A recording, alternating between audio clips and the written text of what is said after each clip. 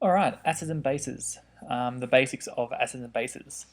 Now, this is for my Year 11 students, and it's a new way that I'm approaching with you. It's basically so you guys can do the lessons and the theory work kind of at home and in your own time, and then come into class and have some actual more meaningful discussions, a bit more practical when you go into class as well.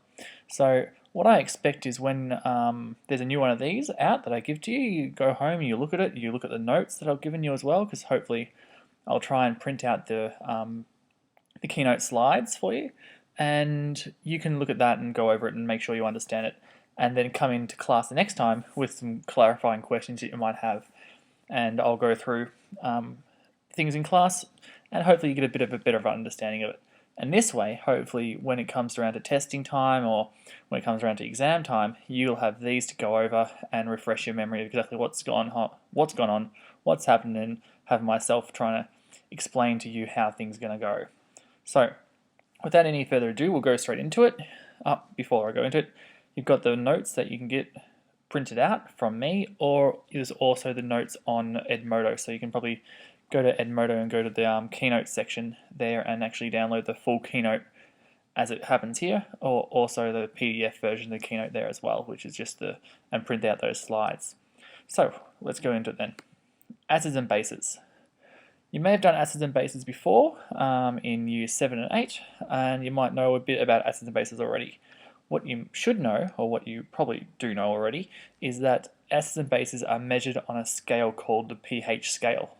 Now, the pH scale is a measure of how acidic or how basic a certain solution is. Now, acids have the only one word for them, they're called acids. However, bases are also called alkaline substances. So when we say bases, we could mean bases, or whether we say alkalines, we also mean bases. But just to go on the pH scale, acids have a very low pH, which range from about 1 up to 7. And then our bases have a very high pH, which is about 14. The top is about 14 there. In the middle, you have your neutral substances, which are pure water is a neutral substance, and they don't do much at all. Give you a range of where pH is in terms of different types of acids and bases that you may know. I've got a few up here as well. So I'll start from this top and then go down. So here's a whole bunch of different ones. And they're coming up now. Start with the first one, we've got batteries. The car battery uses a sulfuric acid in it, and that is a very, very strong acid. It's got a pH of around about 1 to 2. Okay, it's a very, very, very strong pH, very, very strong acid. Moving down, you've got some lemon juice, which is about a pH of a 3, 2 to 3. Your vinegar, I've got balsamic vinegar there because it's a nice tasting vinegar rather than just putting white vinegar. But vinegar has a pH, it's a pretty weak acid at around about a pH of a 4 or 5. Okay, then we've got a cloud. Rain is naturally acidic. Rain has a natural slight acidity to it. So the natural rain is around about a pH 5.5-ish, give or take. Obviously, you can get acid rain, which is lower than that, and that's due to man-made pollutions. But natural rain, without any pollution, is still around about a 5.5. It's not pure, okay? It's not neutral. It's still acidic, and we'll talk about why that is a bit later on. Then we have milk, bringing in about the neutral area, very, very close to neutral, about 6-ish or something like that. On the other side of the scale, we've got our alkaline substance, our bases. We have baking soda, which is bicarbonate of soda. It is a very weak base, but it's still a base. It's still got a pH above 7. Milk of magnesia there, basically something you take if you've got a sore stomach or if you've got not feeling too well. It basically settles your stomach. That has a pH range of about 10. Going down to ammonia, very, very strong cleaner. That's got a pH of about 12-ish. Okay, pretty strong base, not very good for you. And then right down the bottom we've got Drano, which is caustic soda, which is sodium hydroxide. Now this is your supreme base. It is your supreme alkaline substance, and it's very caustic. It hurts you dangerously, hurts you immensely. It's got a pH of about 14, very, very, very strong. So you've got the range there going from your very, very dangerous battery acid to your milk there in the middle, and then down to your Drano. Smack bang in the middle, you also have pure water. Pure water has no acid and no base in it, so therefore it ranges in the neutral section there. So of a pH 7 is perfectly pure water. And it's very, very rare because most of the time, as we said before, water dissolves a whole bunch of things. It's very rare to get pure water, but normal water, tap water to an extent, is very close to 7, and pure water will be exactly 7. So that's your pH scale, and it's a measure of how acidic or basic, or how acidic or alkaline a substance will be. Moving on, now we've got some general properties of acids and bases. Now, acids on our left, bases on our right. So what do we got? Acids, as they are, they generally taste sour. They're corrosive, and they have a low pH, and they react with bases. This is the general properties of acids. In terms of that, you don't really want to taste a lot of acid, because obviously battery acid is not good for you. It's going to kill you if you try and drink it. But the general taste, the general idea is that they have that sour taste, and it's due to the chemical reaction they have with your with your taste buds, and that's how they work. Bases, on the other hand, the general description of what bases are like, their properties, is that they feel slippery. They are called caustic, which is the same idea as corrosive. They eat away at things. But bases or alkaline substances are caustic, acids corrosive, just a different terminology for them. They have a high pH and they react with acids. So that's the idea behind bases. I've got to change this. Obviously it says allow there. I haven't proofread this very well. But they have a high pH is what you want. Not a low, they have a high pH. Bases do. The general formula for acids is that they have a hydrogen on them. So our general formula is HA, where A means an anion. And I'll get to this a bit later on, and it'll make more sense to you. Or you have some organic acids which have the COOH, which we talked about a little bit last semester in terms of the carbonic acids, and that's their general formula there. So they generally have the formula of HA, where A is just a normal anion, or COOH. General formula for base is a bit difficult because there's so many different ones. In general, they have an OH group, a hydroxide group, but they're really hard to classify. You've got things like ammonia, which is NH3. It acts as a base, but in general, you're going to come across things and just be able to classify them as acids or bases based on that formula, because you'll get so good at doing them, and you'll be really good at noticing how they work. Back to our examples. We've got examples of acids on our left. You can see the idea how each of these acids has a hydrogen in it, and each of them come into the HA for general formula, or the RCOOH. The R group there is just a general more carbons and hydrogens. So you've got the first one there, which is hydrochloric acid, then you've got sulfuric acid, nitric acid, phosphoric acid, carbonic acid. All of these have the general formula of HA, where A is just an anion. So the first one, hydrochloric acid, your anion is chloride. In sulfuric acid, your anion there is sulfate. Nitric acid, nitrate, and so on and so forth. You get the idea there. Ethanoic acid is the last one there, which is a long one, CH2COOH. That's ethanoic acid, and that's an organic acid because it has that COOH at the end of it. Examples of your bases, on the other hand, you can see here that the majority of them have your OH group on them.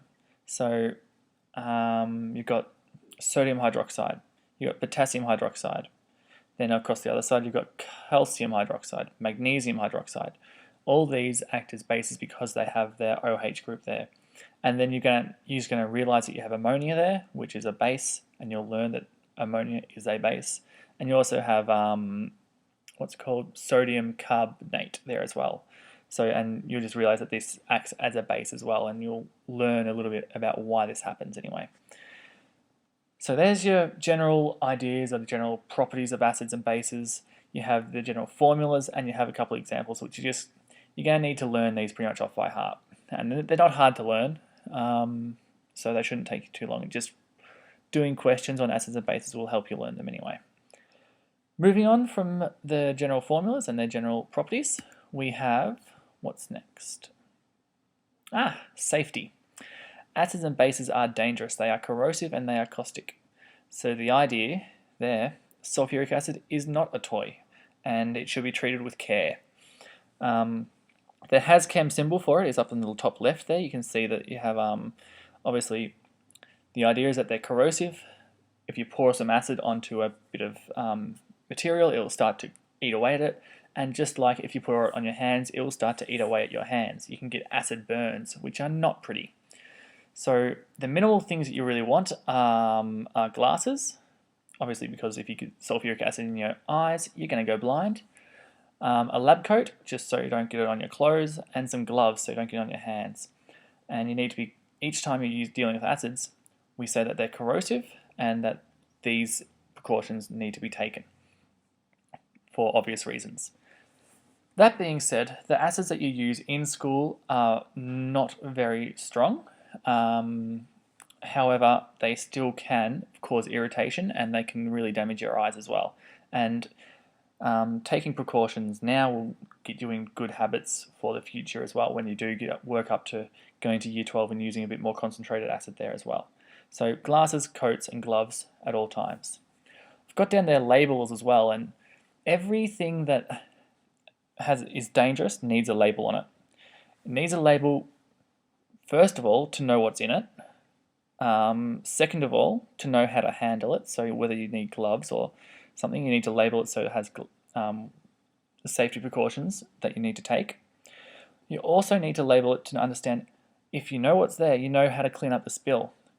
Because if you just knocked over a bottle of sulfuric acid and you didn't know it was sulfuric acid, you went there to wipe it with a towel, what's going to happen? It's going to get on your hands, you're going to hurt yourself. So you need to understand what is in there for safety precautions. So labels are very important.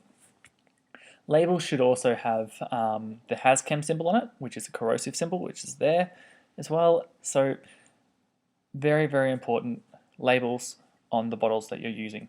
And if you're using a beaker, if you're taking some acid from the stock solution at the front, that you write on that beaker that it is acid, because this is a very important thing, because you might have two beakers. You might have one of water, one of acid. You don't want to know which one's which. So labels at all times on your stuff. Okay, safety's over. Let's move on to whatever's next, which is indicators. Now, when I first introduced the pH scale, we had a whole bunch of different colors for different pHs. This is using an indicator called a universal indicator, which changes color depending on what the pH is.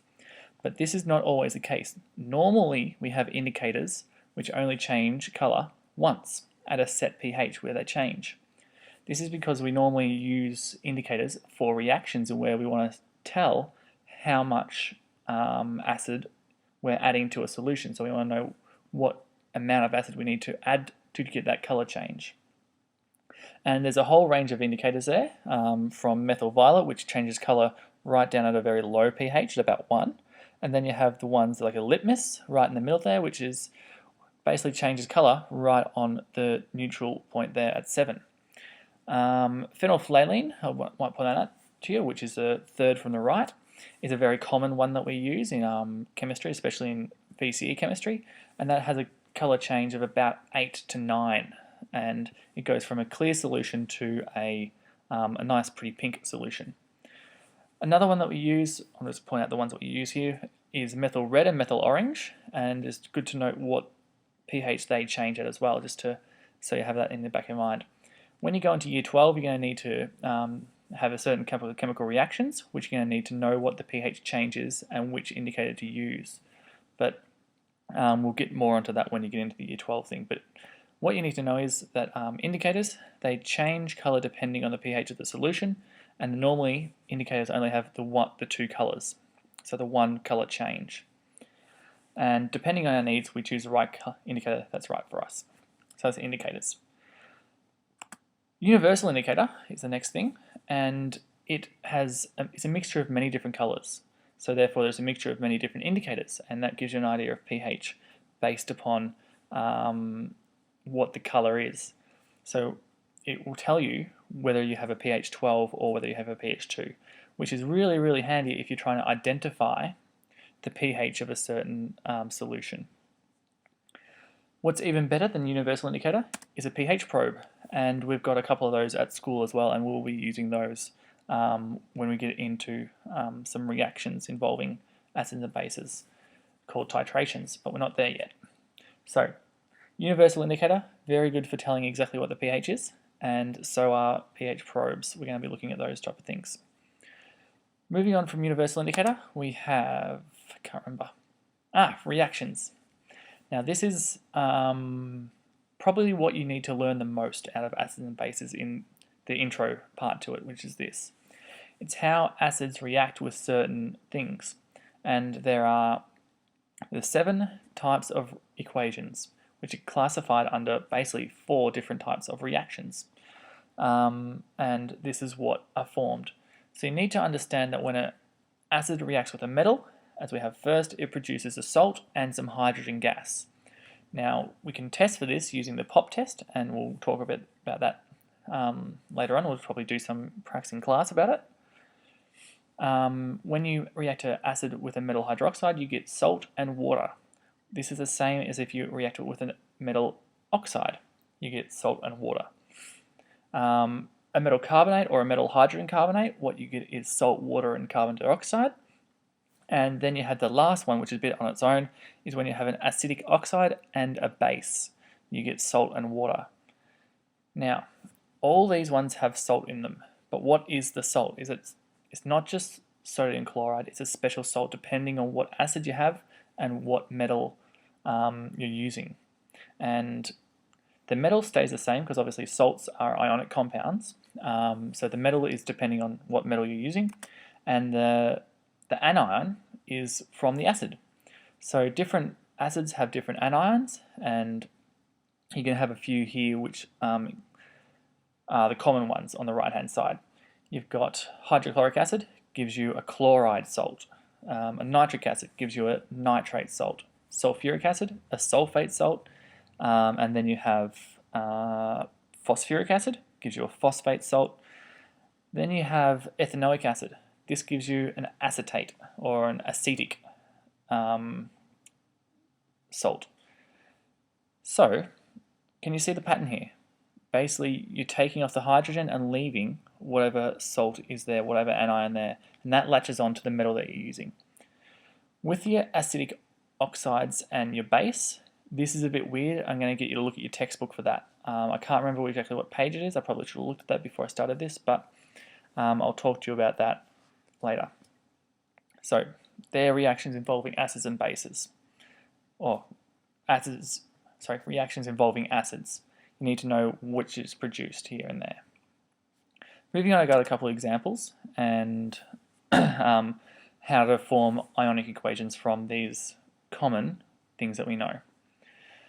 The first example is when magnesium is added to hydrochloric acid. This is a very common one because we do it a lot in class. Now, this magnesium is a metal and hydrochloric acid is an acid. So we look at our last thing and see metal means salt and hydrogen. So if I go forward again, hopefully, our magnesium and hydrochloric acid, it will form a salt, which will be magnesium chloride because the chlorine comes from the hydrochloric acid and the magnesium comes from obviously the metal that you're using, and you're forming hydrogen gas, which is H2. Now, if I want to write an ionic equation, I've got to look at what my spectator ions are going to be. What's going to be aqueous on both sides of this reaction? I've got chlorine, which is aqueous on the left, and I've got chlorine, which is aqueous on the right. Everything else has changed state somehow. So what I do is I put in take out my chlorine and leave my hydrogen plus ion there, and I take out my chlorine on the other side and I leave my magnesium 2 plus ion there. And this is my balanced ionic equation. Notice I've got the states all in there, and that's how it works.